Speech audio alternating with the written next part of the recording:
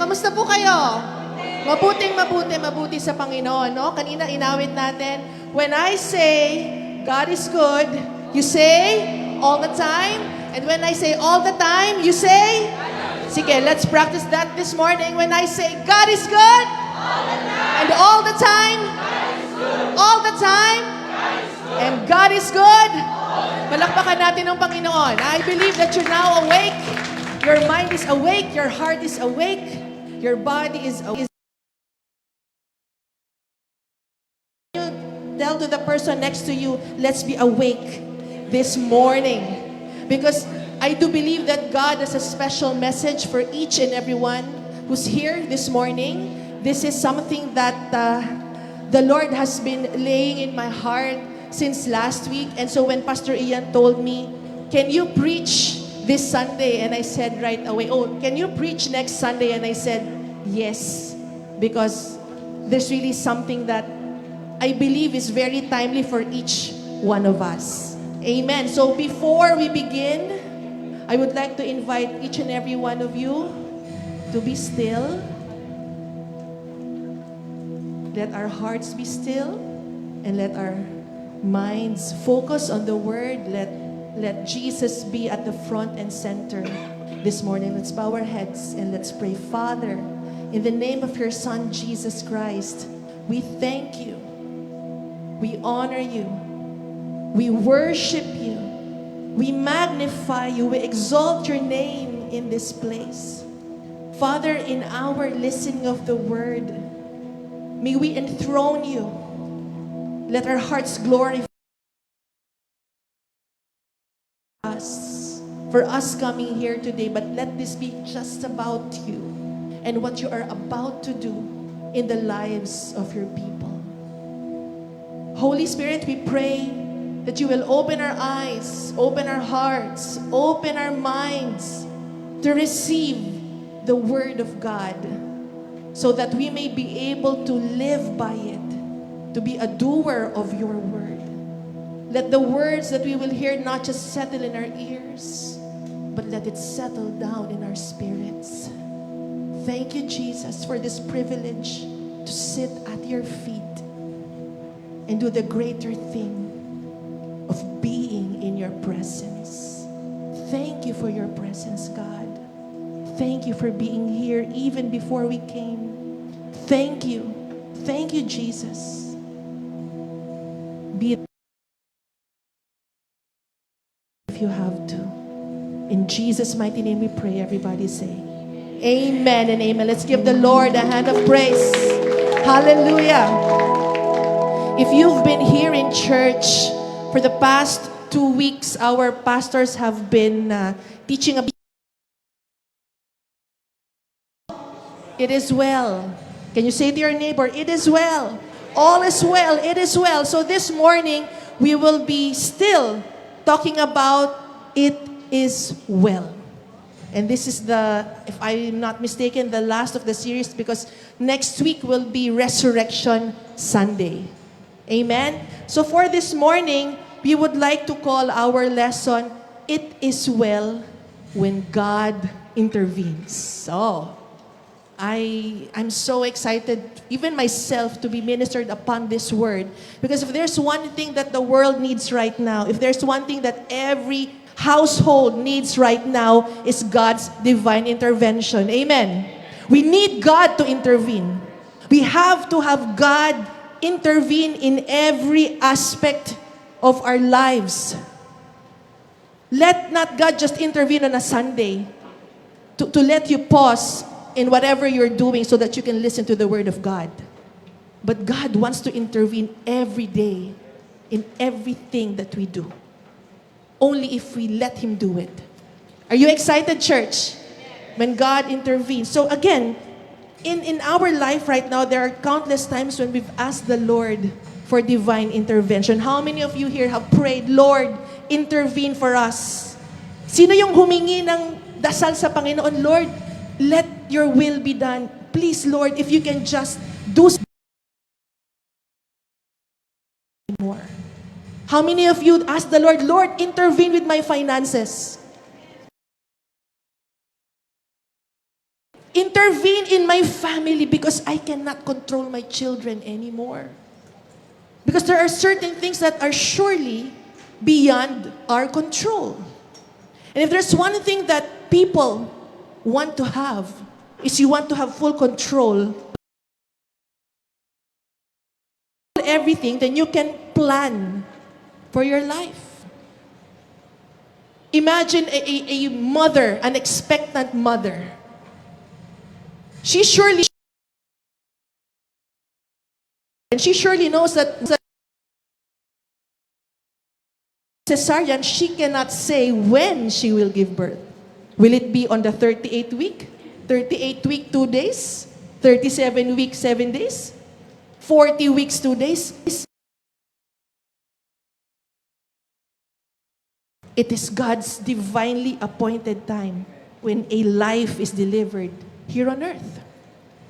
And so we really cannot say for ourselves, I have full control. But there's one thing Pastor Ian said that we can control. Do you remember? What can we control? If there's one thing that we can control, what is it? Our tongue. Yes, Pastor Bing. That's the only thing that we can control. But apart from that, we cannot control what is happening in our lives. Can any one of you here control the gasoline prices from rising up? It's been going up for the past 3 weeks, going on the 4th week.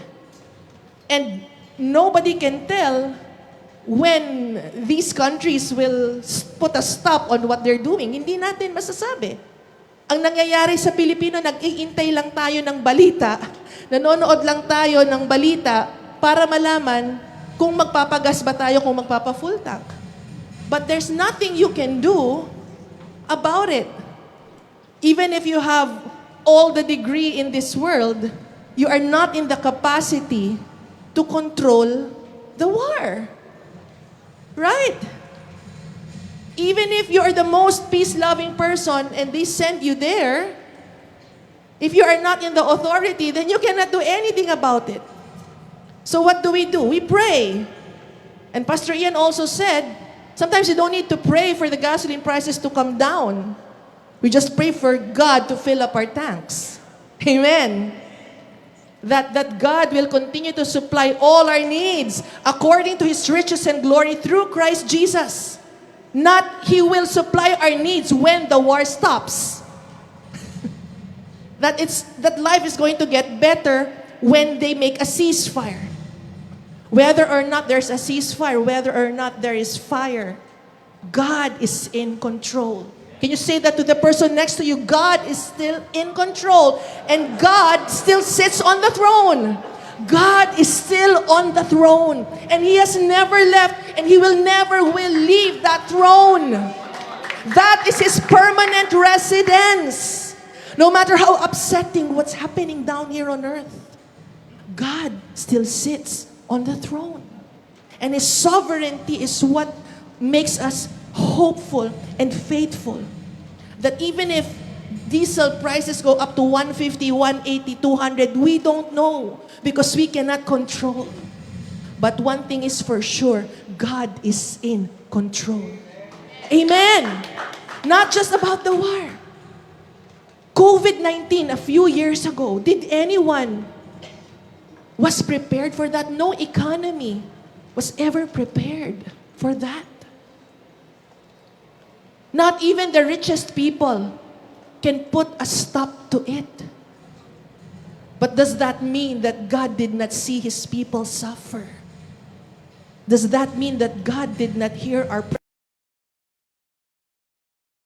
Those who have perished during that time, again, God still sits on the throne. And His might and sovereignty are nothing compared to what we know. Amen. If you think God did not intervene at that moment, you are in the wrong because He did intervene. Not in the way that you want, but something bigger, something greater, mas mataas pa sa ating kaisipan na kung ating pipiliting intindihin ay hindi talaga natin kayang arukin. For His thoughts are not our thoughts. And His ways are not our ways. Amen. And so as men and women of faith, that's what keeps our hearts in check. That despite of what we see, or we do not see, God sees everything. And He knows everything. You just have to believe it. And how do you increase your faith to believe that? Listen to the Word of God. Stay in His presence. Seek His will. And be a doer of the Word. Earlier this morning when we were singing Hosanna and we were singing All Hail King Jesus, we are in the presence of God. Because the Bible says that the presence of His people. So if we were praising earlier with our hearts and we were truly worshiping the Lord, Jesus Himself is here. Katabi nyo. Kasama nyo na umaawit. At nag-e-enjoy ang Panginoon. Nag-e-enjoy ang Panginoon kapag tayo ay sumasamba sa Kanya.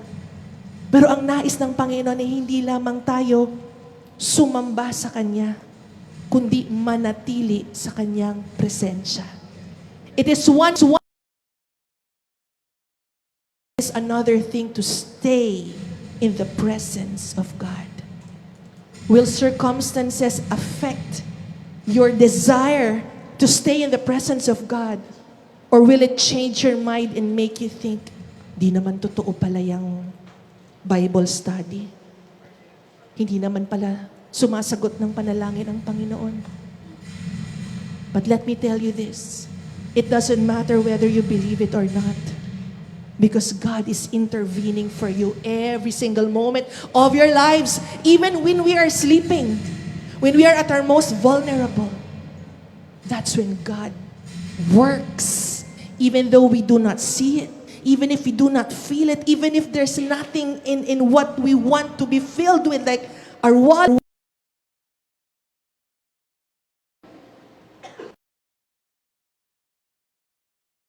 That God truly provides for all our needs according to His riches and glory through Christ Jesus. Panghihinaan ka na on your job. Panghihinaan ka kung ang paniniwala mo that your supply is dependent on a family member or on your insurance or whatever you've saved in the bank. During the time of crisis, Pastora Dayan posted it on her Facebook account. That's where Christ is. When there is crisis, that's God's favorite scenario. Alam niyo bang paborito ng Panginoon kapag nagkakaroon ng gipitan? Because that's when He's able to display His power and His might. Divine intervention means God making His way and His presence in your life. That He Himself will make a way for you. Even without you realizing it, He's doing it. Isinisiksik niya ang sarili niya. He wants to be involved in your life. He wants to be part of your business. He wants to work with you in the office. He wants to raise your children with you because that's what He loves to do. He wants to work with you, in you, and through you. When He suddenly takes our side, even when the odds are against us. How many of you here, I'm sure, lahat po kayo, you have experienced moments in your lives when everybody was against you. Everyone was against your situation. But God makes a way just for you. Man says no, but God says yes. Man shuts a door for you, but He opened more windows and doors for you. The doctor said you are hopeless, but He does something and restores your health. Amen. When you think you're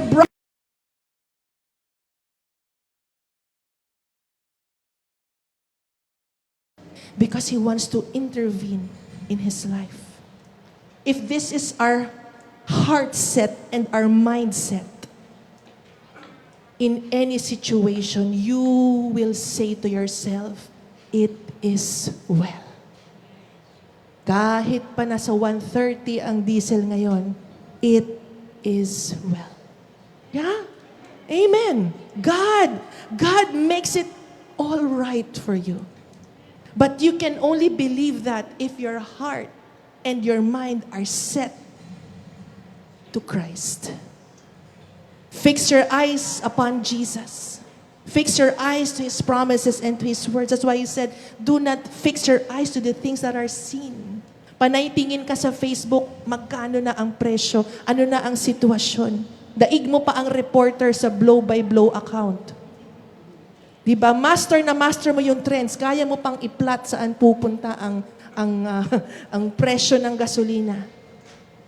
Pero ang masterin po natin ay ang salita ng Diyos. That is what will keep our peace. And we begin to say to ourselves, it is well. Si Lord, napakahusay makialam ng plano. Ayan. Si Lord, napakagaling niyang ibahin ang ihip ng hangin. Sino dito ang mahilig magplano? Alam ko yung mga babae, detalyado, punto por punto, 8 o'clock to 8:10 assembly time, 8:10 to 8:15, check the system, 8:15 to 8:30 devotion. I'm like that. I think most women are. Wala ba nga amin? Kaya nga may nauso yung mga wedding coordinators, wedding organizers, because we want our weddings to be as seamless and as flawless as possible. You're right? That the guests should arrive on time.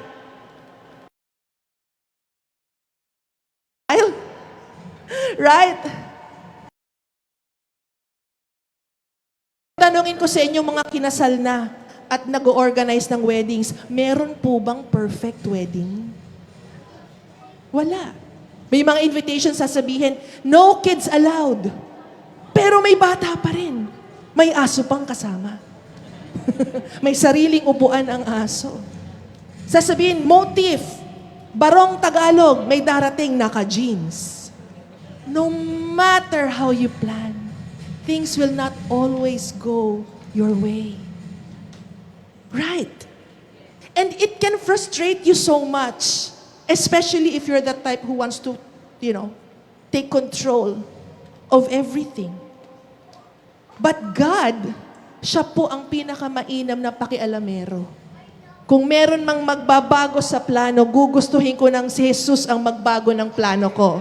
Because many are plans in a God's heart, but in a man's heart, but only God's plan prevails.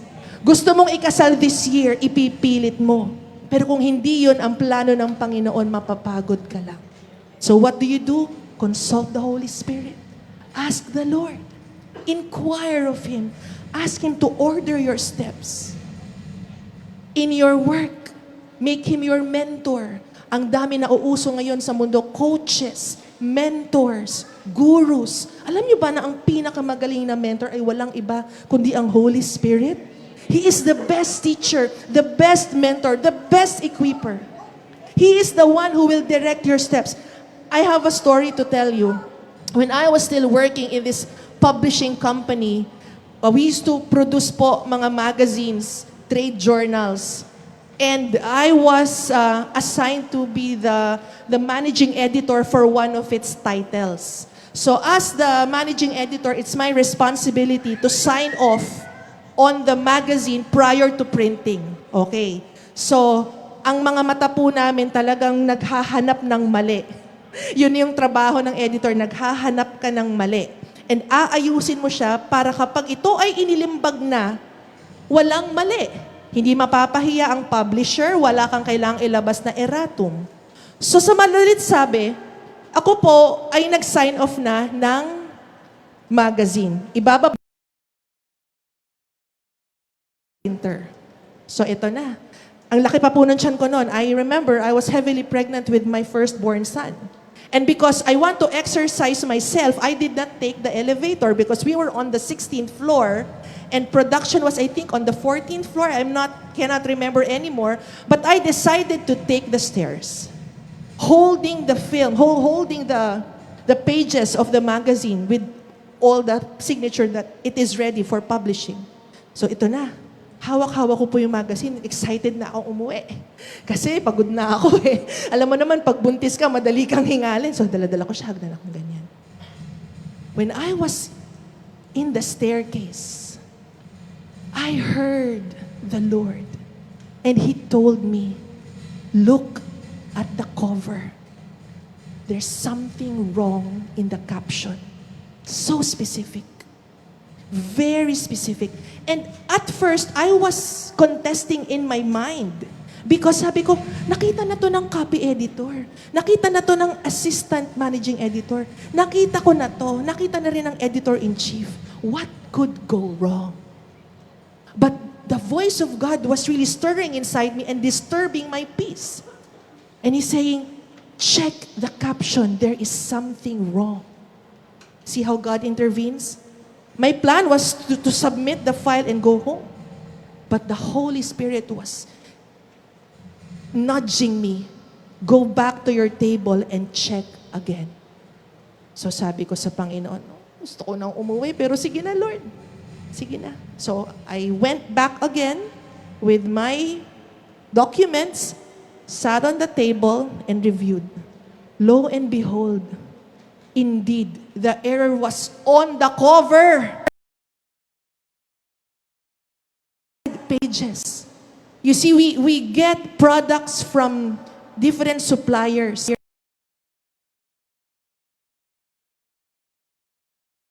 Magkalabang kumpanya. Halimbawa, Unilever and Pfizer.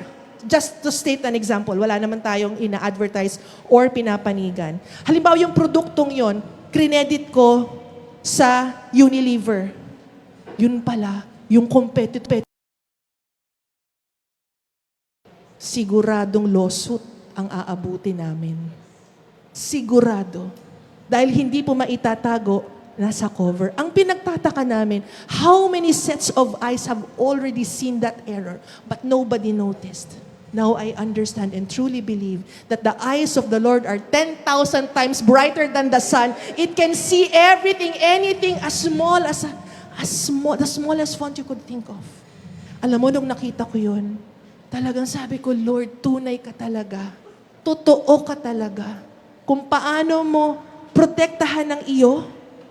Kasi ini-imagine ko na what could happen kung hindi ako nakinig sa intervention ng Panginoon at nanindigan ako. Nakita ko na yan Pinirmahan na yan. But you see, that's how God intervenes. I know you have bigger stories to tell and you have experienced similar situations. But let these stories remind you totoo ba talaga ito? Gusto ko balikan mo, kapatid, kung paano naging mabuti ang Diyos sa iyo. What happens when God intervenes? God's intervention changes everything. Everything. When God intervened for Abraham,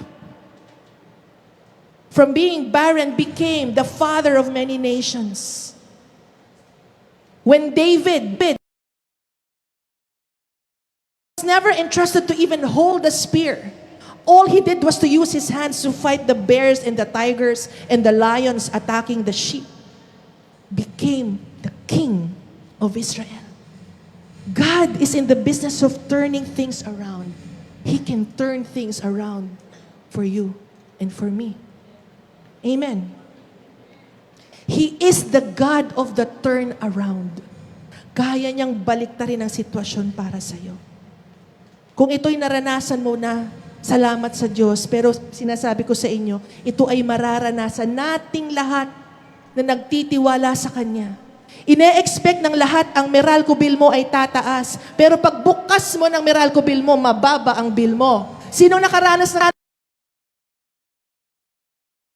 mo, ito ang babayaran mo.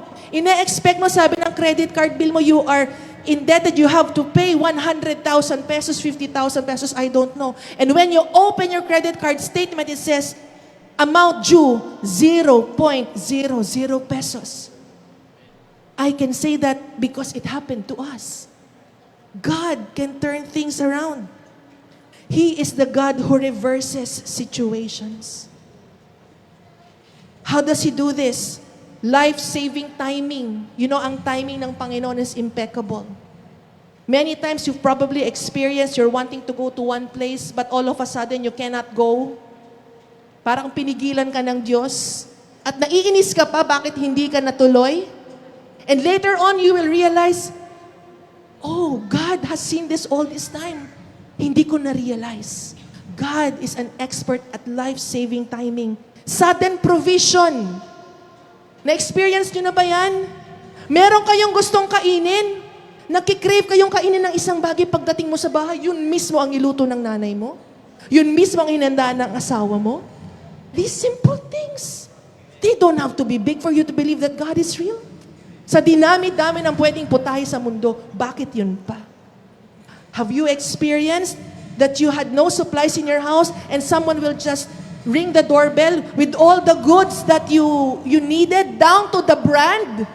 Down to the brand of the shampoo, down to the variant of the brand of the shampoo. I have experienced that. Paano niya nalaman na ito yung brand ng shampoo ko? The Holy Spirit intervenes for us. What else? Open doors in times of crisis. Sabi nila, mahirap ang buhay ngayon. Walang job opportunities ngayon. But when God intervenes in your life, He will open doors even in the time of crisis. He will create opportunities for you, business opportunities.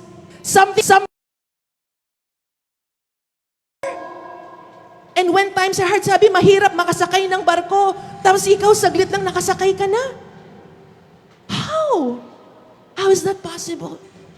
When God intervenes. Sabi, you're not fit to work. You have some health issues.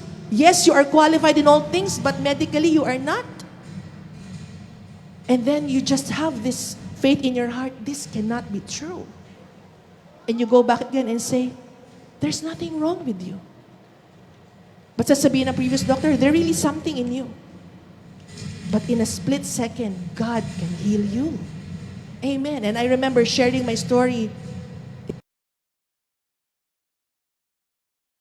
An on-the-spot surgery from the Lord that I never had to go through being in the operating table.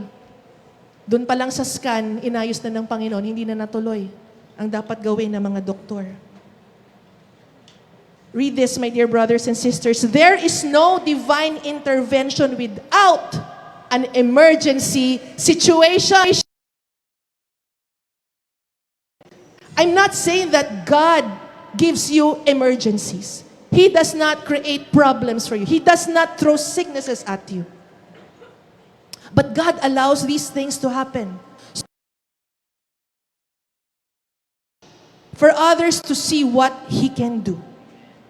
That's why James said in the first chapter of his book, he said, consider it pure joy, my dear brethren, if you experience troubles of many kinds. Sino ang nasa tamang pag-iisip na magsasaya kapag siya may pinagdadaan ng problema? Sige nga.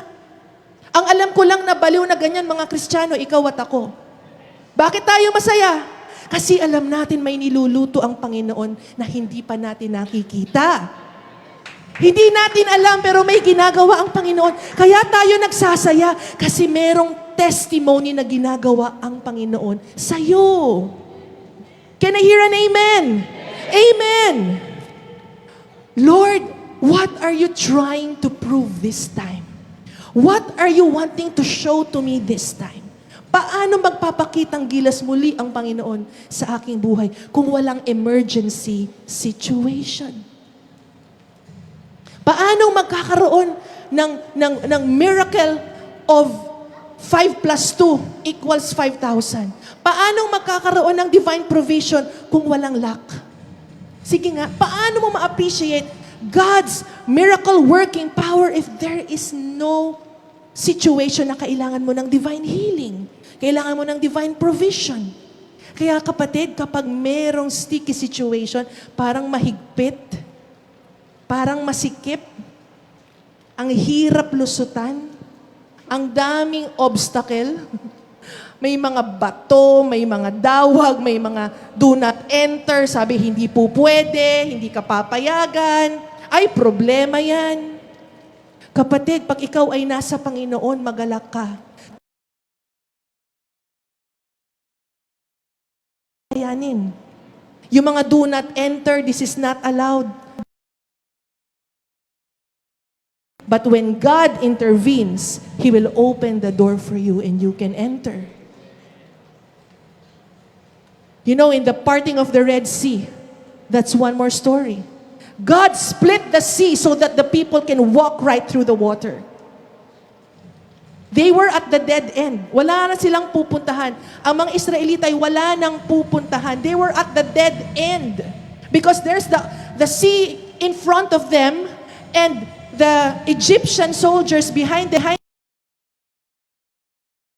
where to go but to look up. There's a big body of water in front of them. Mamimili ka, malulunod ka o papatayin ka. But because God intervened and because of the faith of Moses, just one strike like that and the sea parted right before their eyes. The Lord has done this to you. You just need to realize, yes, it was your hand. You may not have a physical water right in front of you, but you have been in front of deep waters such as people. God uses events. God uses dreams. God uses circumstances to part the water for you. If walang Egyptian sa lukod, yung pag-uusapang milagro ngayon. Kaya ang bawat trial na pinagdadaanan natin, once it produces a testimony, you want to be the talk of the town for good reasons, then let God intervene. The enemy's work, however, is to interrupt you. Sabi mo nga sa kapatid mo, katabi mo, huwag kang magpa-interrupt ha. Makinig lang. Because interruption is the enemy's work. The enemy will always try to interrupt you from doing what God wills in your life. Have you ever experienced, you wanted to go to church, the children fight over something petty. Biglang sumama yung pakiramdam mo, ayaw mo nang pumunta. You want to read your Bible. You're almost ready. You have prepared your cup of coffee. You have set up your table. Meron ka pang lamp. Pag upo mo sa upuan mo, bigla kang inantok. It is the enemy trying to interrupt your Bible reading. Is it right? Di ba? Gusto mong magpuri sa Panginoon pero merong humahad lang. Ano po ito? Kalaban na ang dapat po ay huwag pansinin. Huwag pansinin. Huwag natin dramahan. Bagkus anong gawin natin? Gawin mo yung pinagagawa ng Panginoon, lalo mong sipagan ng pagbabasa. Lalo mong puntahan. Sabihin mo sa Kanya, alam ko na yung ginagawa mo. Alam ko yung galawan mo. Kaya hindi ako papadala sa interruption na meron ka. The enemy is to intervene for those who belong to Him. So ngayong umaga po, pag-usapan po natin ang buhay ng isang babae na pinagpala ng Panginoon sa kanyang kwento, how God intervened for her and turned things around for her. And I'm talking about none other than Queen Esther, one of my Queen Esther began when she became an orphan. She was an orphan at a very young age. She lost her parents. Just to give you a story, because if we're gonna read the whole book, mauubos yung oras natin. So Queen Esther, she's an orphan. Ulila. Walang nanay, walang tatay. And she had a cousin, an older cousin, named Mordecai, who took her and took care of her as if anak niya. Trinato bilang anak. Ngayon, during that time when she was growing up, she was beautiful. Talagang nabubukod tangi ang kanyang ganda. At dumating ang panahon ay dinepose. Siya po ay tinanggal to present herself to the king and his guests. Yes. Because of her disobedience, Queen Vashti was deposed. And so what happened? They are now calling all the ladies, all the young girls to be presented to the king. And to cut the long story short, Queen Esther, di pa siya queen, Esther was one of them. And Esther found favor in the eyes of the king and in the eyes of the people, that she became the next queen of King Xerxes. But while that was happening, on the side, there's this man. Siyempre sa bawat kwento may kontrabida. Ang pangalan po niya ay si Haman. Okay, so Haman is one of the... And hindi po niya gusto itong si Mordecai. Bakit po niya hindi gusto si Mordecai? Dahil nung siya po ay na-promote, isipin mo, tuwing dadaan siya, gusto ang tao ay magbabaw sa kanya. But you know, Mordecai and Esther, hindi po sila Persians, sila po ay Hudyo. They are Jews, and they know their faith, but they kept it a secret. Haman told his pamangkin, si Esther, na huwag mong sasabihin kung saan tayo nagmula. Dahil ang mga Persian at ang Hudyo ay hindi po magkabati. Sinakop sila, pero hindi sila nasa isang lahi. Magkaiba po silang lahi. So itong si Mordecai, sa madalit sabi, nakuha niya ang inis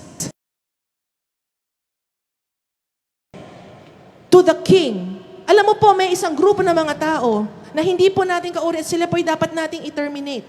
Dapat i-exterminate, i-annihilate mula babae hanggang lalaki, bata, matanda.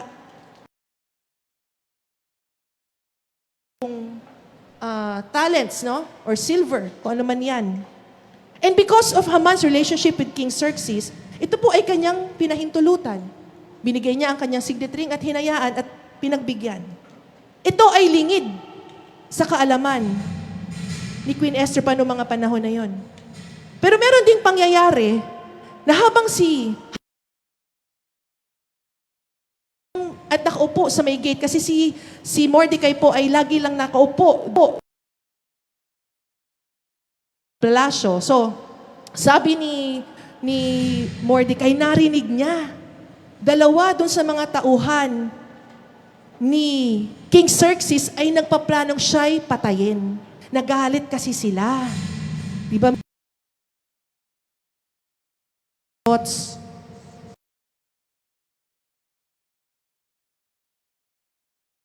Mismo ni Mordecai na may planong patayin si Xerxes.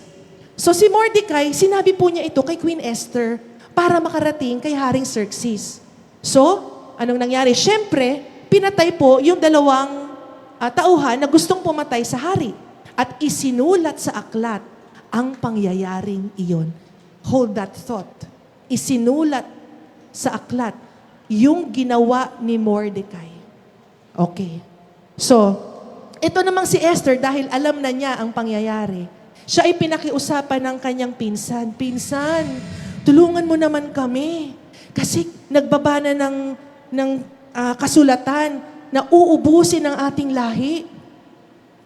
Eh, ang sabi naman ni Queen Esther, hindi ko kayang gawin yun. Kasi hindi ka pwedeng pumunta sa inner court nang hindi ikaw ang inanyayahan ng hari. Kumbaga, hindi ka pwedeng dumiretso sa inner court hanggat yung hari mismo ang magpatawag sa'yo. At ang sabi pa niya, 30 araw pa yung kailangan kong hintayin. Sa dami ba naman kasi? Rotation. Ang mga babae ng hari, kahit siya'y hari, reyna na, sabi niya, hindi po pwede, hindi kaya. So, ano ang sinabi ni Mordecai? Sabi ni Mordecai, huwag mong isipin na dahil ikaw ay nasa palasyo, pinatay, maybe you were made queen for such a time as this. Hindi kaya ka ginawang reyna? Kasi ikaw ang gagamitin ng Diyos to stand between the gap. Hindi kaya ikaw yung gagamitin ng Panginoon upang tayo ay mailigtas? Alam mo, tumatak yun sa isip at sa puso ni Queen Esther. Please stay with me. Malapit na tayong matapos. Sa kwento. So sabi ni Queen Esther, sige ganito, samahan niyo ako, magdasal tayo at mag-ayuno. Fast with me, pray with me, tell the people to pray and to fast for 3 days. And even I and the girls with me here, we will pray and I will die. Even if it means that I could end my life by coming to the inner court without the invitation of the king. Without him handing out the golden scepter, I will go. That's the faith of Queen Esther. So Queen Esther invited the king to a banquet at sinama niya si Haman. May plano ang ating reyna kung papaano maililigtas ang kanyang mga lahi.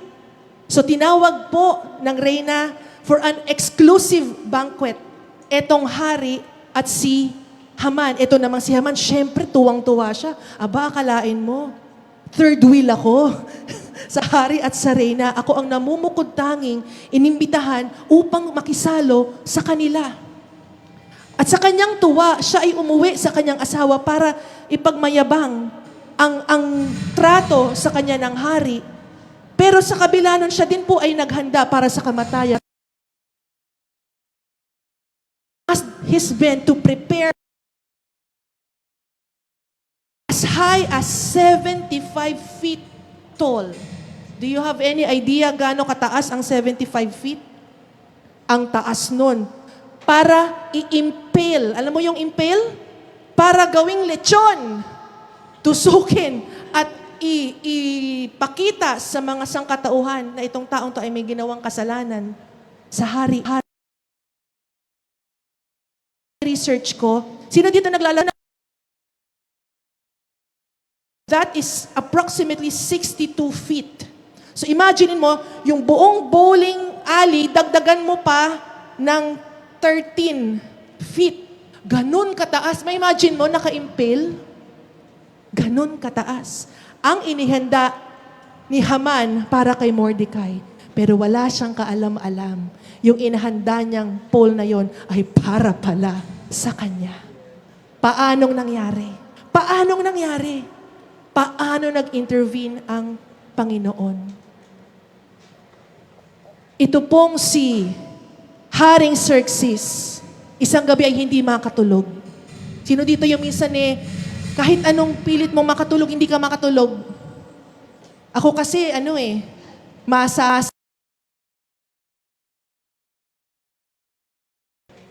the king could not sleep.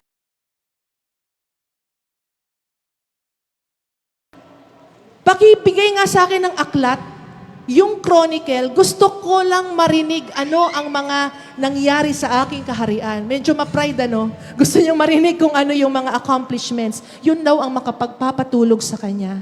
Hanggang sa nakita niya, doon sa aklat, na yung dapat ay papatay sa kanya, na-intercept ng isang taong nagngangalang Mordecai. Sabi niya, teka, ito bang taong to ay nagantimpalaan na? Siya ba ay nagantimpalaan na? Sabi, no, hindi pa siya nagantimpalaan. Kaya sabi niya, pinatawag niya ngayon ang kontrabidang si Haman at tinanong niya, ano ba ang magandang gawin para ipagpugay yung isang taong gusto kong i-bless, na naging mabuti sa akin?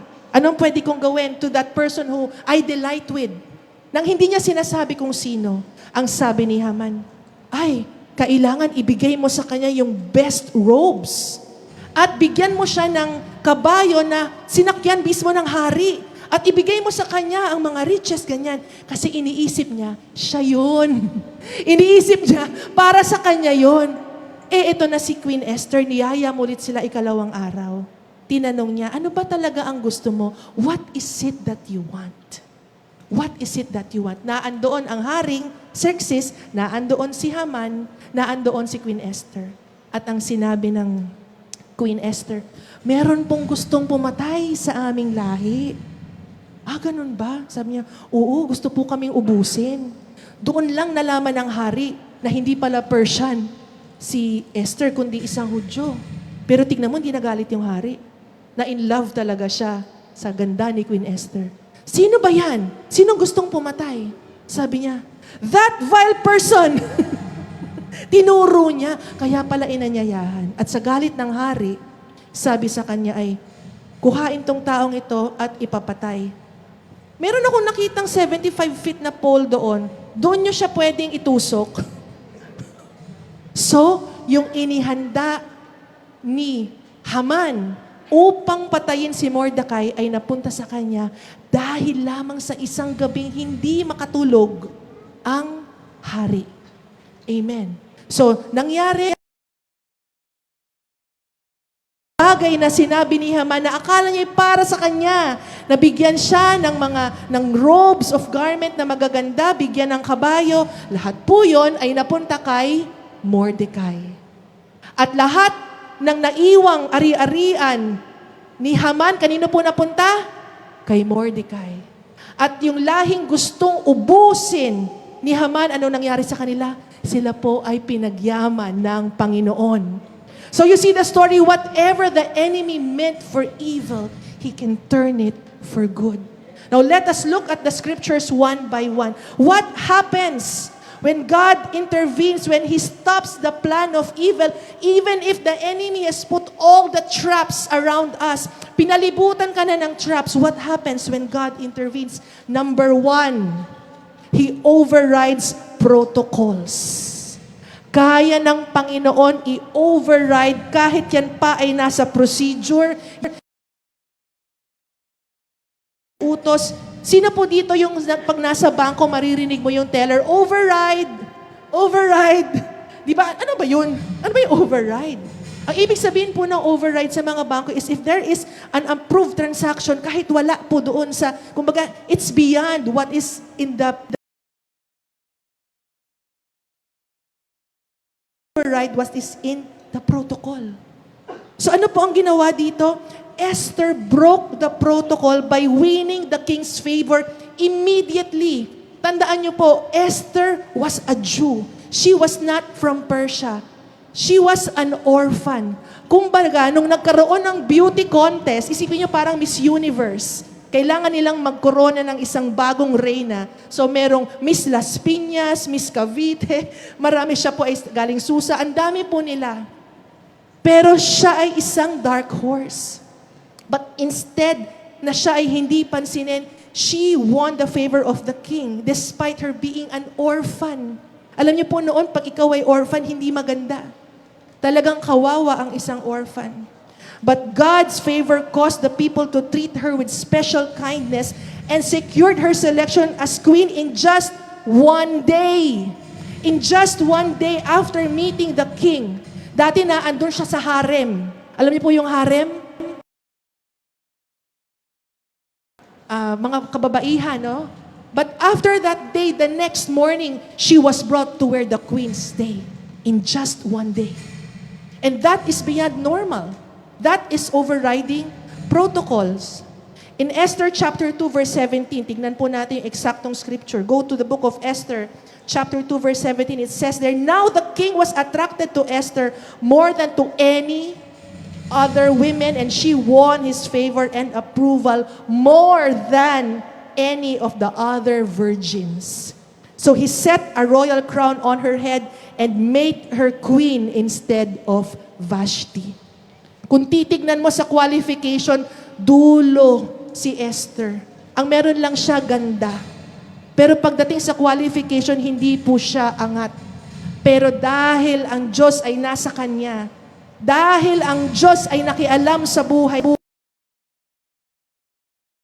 God allowed her to be queen and to be crowned as the queen in just one day. That's how the overridden protocol happened. Number 2, He overrules authorities. Marami po sa atin takot na takot sa authorities.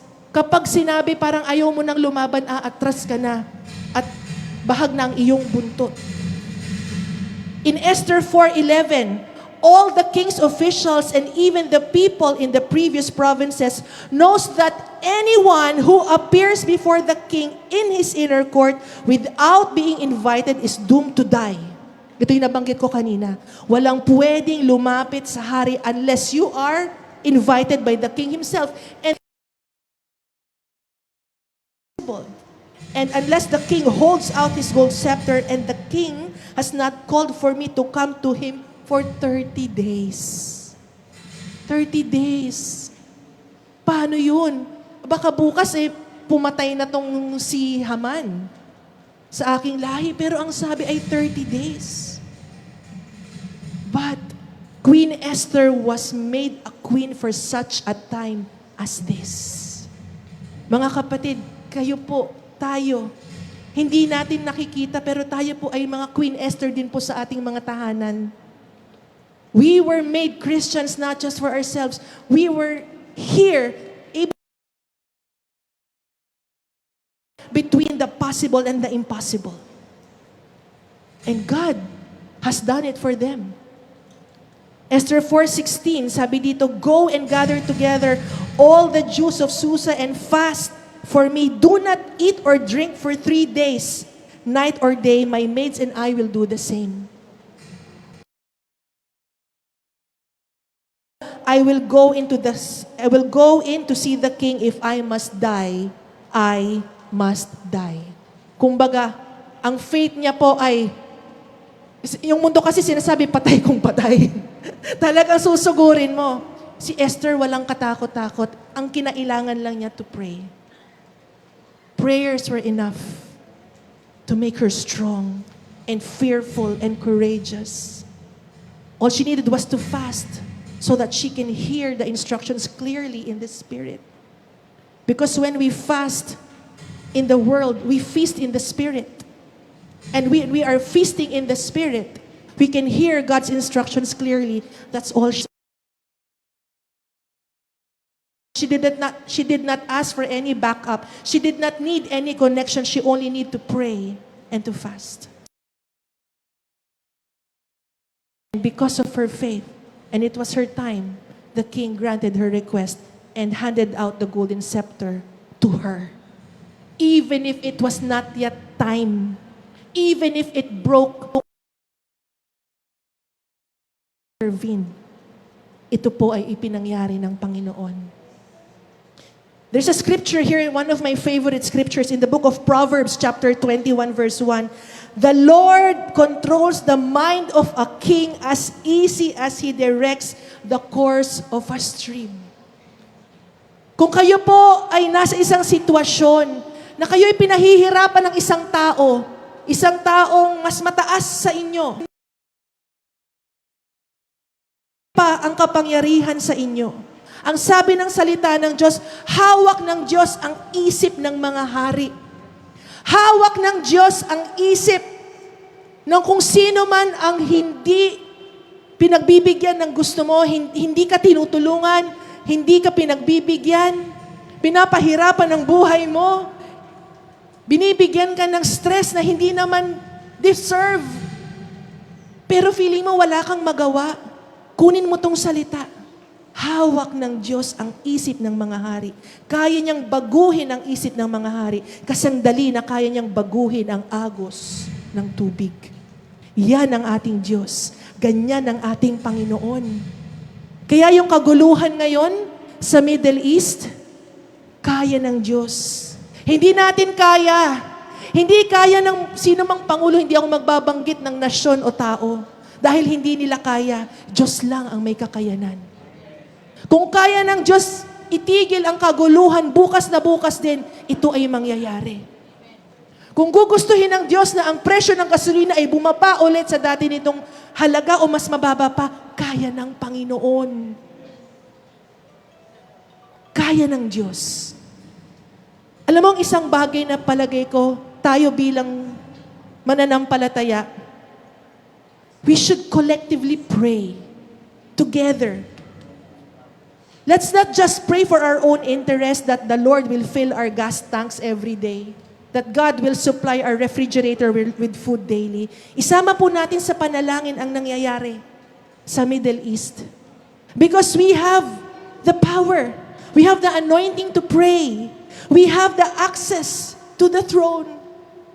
Maybe we have not prayed for it. Maybe now is the time to do so. Amen. Number 3, He overthrows opposition. This is what happens when God intervenes. Paano in-overthrow ang opposition? Is it by force? Is it by might? Is it by numbers? No. It was a simple sleepless night. Simpleng-simple ang atake ng Diyos sa sitwasyong ito. Esther 6:1-2. Ito po yung nabanggit ko kanina. That night, the king had trouble sleeping. Kaya minsan pag di tayo makakatulog, tanungin natin ng Panginoon eh. Maaaring may pinapapagpanalangin ng Diyos sa atin, ba't di tayo makakatulog? Di ba? May mga panahon na pagod ka, gusto mo nang matulog, pero hindi ka dalawin ng antok. You pray. You pray in the Spirit. Even if you don't know what you're praying for, you don't know. God, in the Spirit, when you pray, may tinatamaan ka in the unseen because of that prayer that you did in that sleepless night you've had. Because I have experienced that.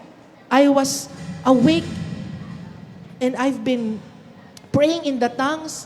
I've been crying for no strong reason here. I don't know. I don't know why God was making me pray.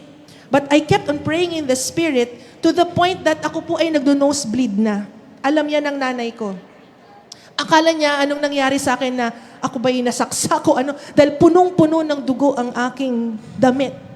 Because I was crying, I was praying, and I was bleeding all at the same time. And she said, dadalhin na ospital. Sabi ko, no, I just have this something in my heart the Lord is asking me to pray for, but I don't know who He is. I don't know who she is. Hanggang sa natapos po yung moment na yun, ako'y nakatulog. Paggising ko ng umaga, ang una kong tinanong sa aking ina, if you remember, sabi ko sa kanya, Ma, yung Pilipino na pupugutan ng ulo sa Saudi, o kung saan mang lugar, nakalimutan ko na yung pangalan niya, natuloy po ba ang kanyang execution? Hindi ko alam bakit ko tinanong yun. Pero paggising ko, yun yung ikinamusta sa akin. And ang nasa balita, hindi natuloy yung execution niya. I'm not saying because I prayed for him, but only God knows. And after that, you know what the Lord impressed on my heart? Bakit ka umiiyak ng ganun? Bakit ka nagbi-bleed ng ganun? Bakit ganun ka lalim yung dasal mo? Bakit sobra kong lungkot? Hindi lang lungkot, despair. Yung bang yung puso mo parang nasa baba, hindi ko maipaliwanag.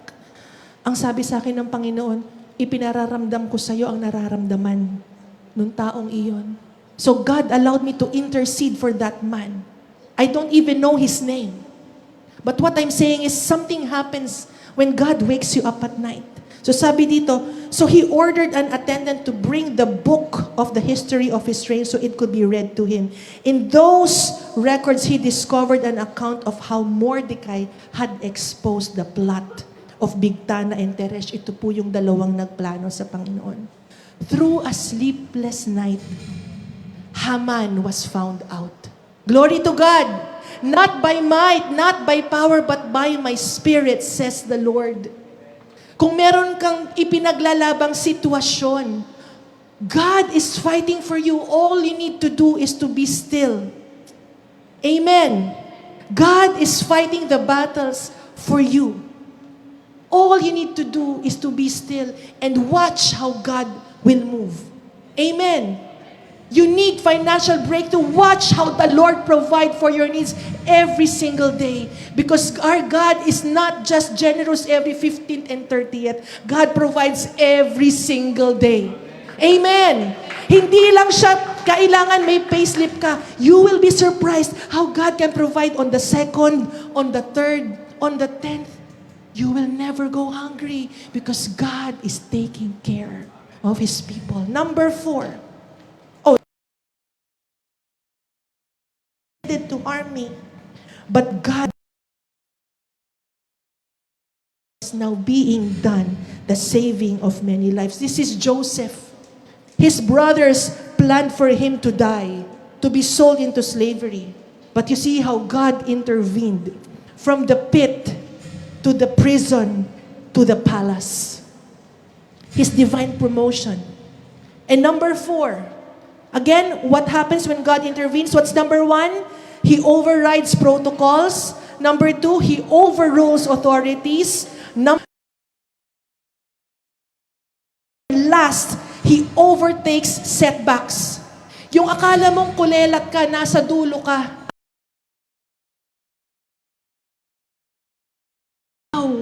Ang pipiliin at gagamitin ng Panginoon. Naalala niyo when Mordecai was recognized, what was done for him? Nothing. He insist on his right. He didn't go to the throne and say, he never said that. He was quiet. Ng Diyos, yung mga ginagawa nyo in secret, yung mga kabutihang ginawa nyo sa kapwa nyo na walang nakakaalam, yung mga tulong na anonymous, hindi nyo pinagsasabi. Alam lahat ng Diyos iyan. At nakarecord po iyan. Nakarecord, nakasulat. Lahat ng deeds na ginagawa nyo para sa kapatid nyong nangangailangan, para sa kapwa nyo na may problema tinutulungan nyo, nakarecord po iyan. And God never forgets. Amen. God never forgets. So what happened? During that time, Esther, from an orphan girl, you see how yung setback, nasa dulo siya, from an orphan girl to queen. Look at Mordecai. Ang pwesto lang niya dati sa gate, hanggang dun lang siya. Hindi siya makapasok sa loob, hanggang dun lang siya. But when the right time came, and when God finally intervened for him, from the gate, he was now inside. And got everything that Haman used to enjoy now belongs to him. Ito po yung sinasabing transfer of wealth from the wicked to the just. Amen. Ginagamit yung pera sa kasamaan, sa pangloloko, sa pang-iisa, sa pangkukurakot. Ito po ay pwede ibigay ng Panginoon.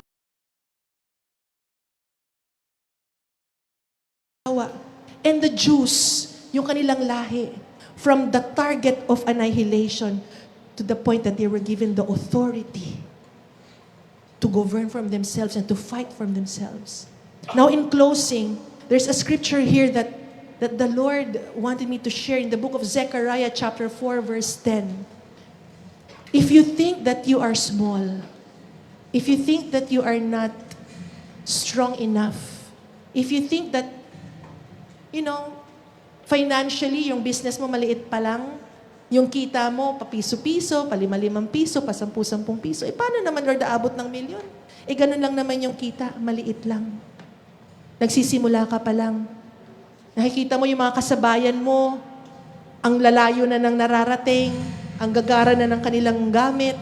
Ikaw, parang nagsisimula ka pa rin sa maliit. Let this be a hope for all of us. In Zechariah chapter 4, verse 10, it says there, do not despise the small things, for the Lord rejoices to see the work begin.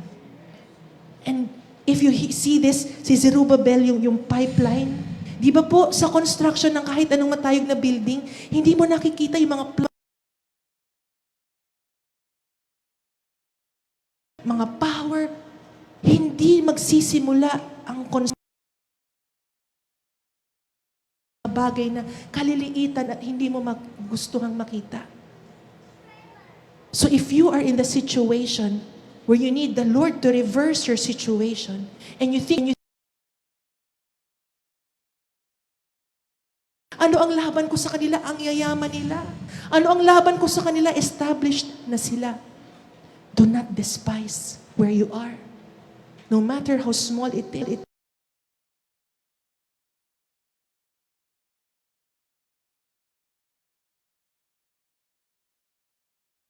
Hallelujah. And lastly, 2 Corinthians 2 verse 14 in the CEV version. I am grateful that God Can you read this with me? All together, let's read the scripture. 1, 2, 3, and I am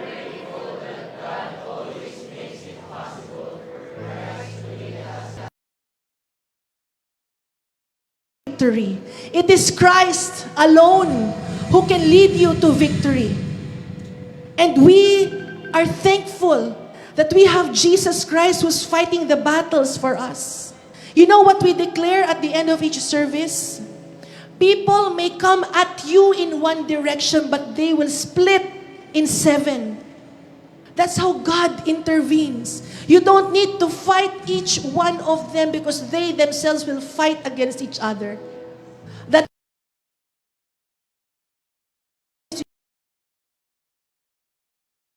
fallen because God has fought the battles for you and for me time and again. God never gets for me. So praise God. Holy Spirit is working. He is the one who intervenes. So we just want to stay in this faith that God is in the business of checking through your bank accounts, looking through your wallets, being with you when you go to the hospital. He is there. And He always intervened for you. Just open your heart to the Lord so that you may see His work and you may participate in this journey that He has prepared for you. Until such time when you will say to the Lord, thank you, Jesus. Can you say, thank you, Jesus? Thank you, Jesus, for intervening for us. Thank you, Jesus, for helping us even at times when we don't realize it. He's there. Never been away from you. Amen? So let's all stand up and let us pray. And let us thank the Lord for what He has done for us today. Thank you, Jesus. Hallelujah. Thank you, Jesus. All hail to you, King Jesus. All hail to the Lord of heaven and earth. Thank you, Jesus. All hail to what you have done. When man shut it for us. Thank you for making ways even in the desert, even in the dry land. Thank you, Jesus. For you always give us a way out and you don't provide the exit sign for us, just like what you did to Esther and Mordecai. Let's pray. Father, we thank you and we praise you for the word that we have heard today.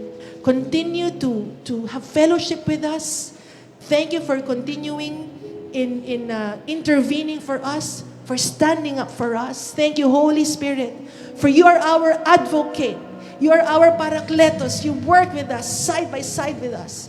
Thank you, Jesus, for your mighty power is at work to every person here, every family, every household na naandito po, Panginoon. You know our very needs. You know our situation. And we put our trust in you. So allow us, Father, that as we wait for your divinely appointed time, that we may stay in your presence, that we may seek be a doer of your word. We give you praise, Father. We give you honor and glory. In Jesus' mighty name we pray. Everybody say, amen and amen. Let's hands for the Lord.